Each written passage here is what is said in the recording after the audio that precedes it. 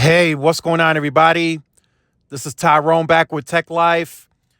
And T-Mobile announces another business partnership. So at the beginning of the year, around January, T-Mobile was a part of a conference that they presented at. And during that conference, they were asked a question, how's it going with business share? And they said they are winning share at normal rates, or they are winning share on what it would take for them to get to the 20% that they guided by 2025. Now, they are expecting to raise that guidance, so that means they're gaining even more business customers. And that's what we're seeing here. Battle Motors picks T-Mobile to connect new Revolution OS EV software for trucks.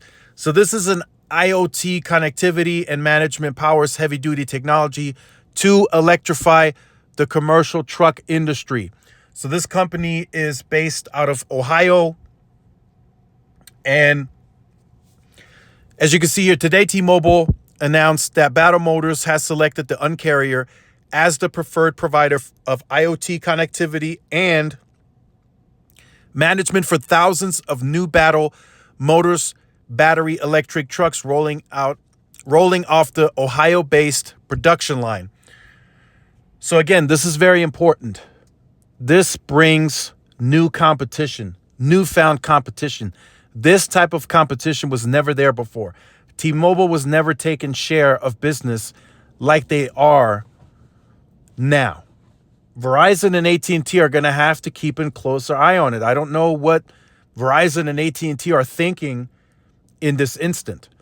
You know, they're raising prices. AT&T has effectively already officially raised pricing for grandfathered plans. Verizon is thinking about doing that too. So they have to watch out and have to be competitive, because if not, T-Mobile's going to take those businesses. Because if those businesses don't go with T-Mobile, then they end up by default either with AT&T or Verizon, which those two already had the lion's share of business customers for the last decade and longer, and still do. They still have the lion's share between the two on businesses. But T-Mobile is starting to cut into that share. How are they doing it? They're competing. They are simply competing. They're more confident in their network now, which is growing by the day. I'm told there's about 2 to 3 brand new coverage sites going up in each market monthly. So let that sink in. They're effectively, extensively expanding their coverage. So I expect this year and next year for, in terms of capital, the lion's share of the capital to go towards coverage expansion, because they're seeing results. They're going into the 775 submarkets where they think about 30% of those pops, they can effectively win in those markets and take share. And I'm told, speaking with people on the back end, T-Mobile is doing just that. Where they're effectively adding new retail stores and they have coverage, they're taking share. So I don't know what Verizon and AT&T are looking at, but they're taking share. So I think there's a shift, a market correction needed from both AT&T and Verizon moving forward.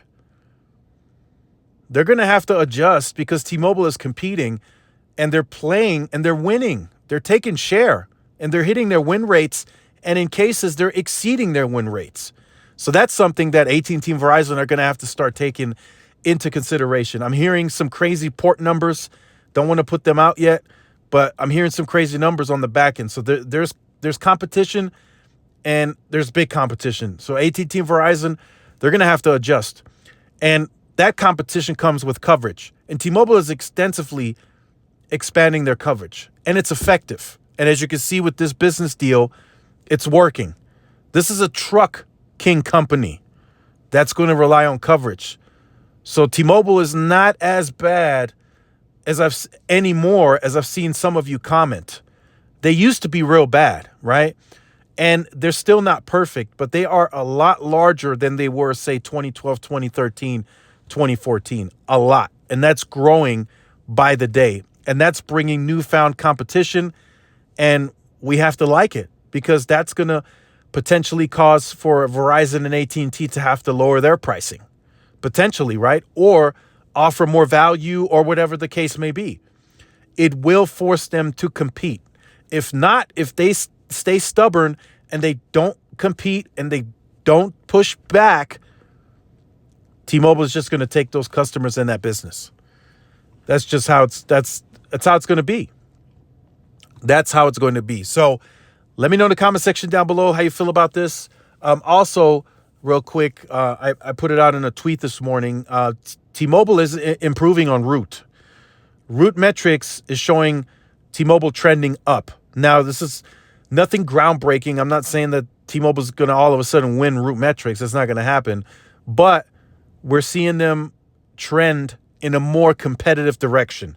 So even at the urban levels where T-Mobile has the leading share in most of the markets, right, the top 50, they're getting better. And their network is becoming very much closer to the competition in terms of competing. In some cases now, I think I saw Cleveland and a couple of other markets, T-Mobile is competing to having the best network overall. So let me know what you think about that in the comment section down below. This is great competition that we're getting. Make sure you like, share, subscribe, follow my social media outlets for more updates and interactions. This is Tyrone with Tech Life, and I'll see y'all in the next one. Peace.